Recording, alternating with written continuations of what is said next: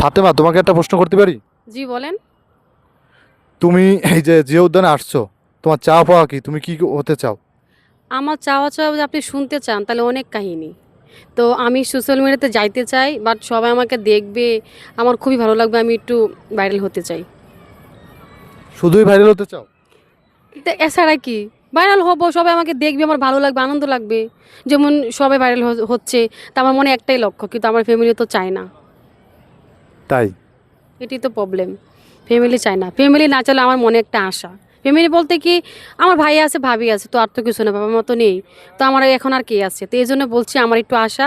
এই জন্য আমি জিয়াদ্দন আসি, এই জায়গায় আপনার সাথে ভিডিও বানাই, সবার সাথে ভিডিও বানাই, দেখি আল্লাহ কী করছে। আল্লাহ তো যদি করতে পারে তাহলে হবে, না তাহলে তো হবে না। সবাই ফাতেমাকে সাপোর্ট করবেন। ফাতেমা ভাইরাল হতে চায়, ভাইরাল হওয়ার জন্য এই রাতের বেলা জিয়া উদ্যান চলে আসছে ভিডিও তৈরি করার জন্য। এই রাতের বেলা অন্ধকারে প্যাসেরারি বসে আছে ভিডিও তৈরি করার জন্য। সবাই একটু সাপোর্ট করবেন তাকে। দর্শকরা উদ্দেশ্য কি বলবো, আর দর্শকরা যদি আমার সাপোর্ট করে, মানে আমাকে ভালোবাসে, তাহলে আমি একটু সামনে যেতে পারবো। আর দর্শকরা না সাপোর্ট করে তাহলে আমি কি করে যাব?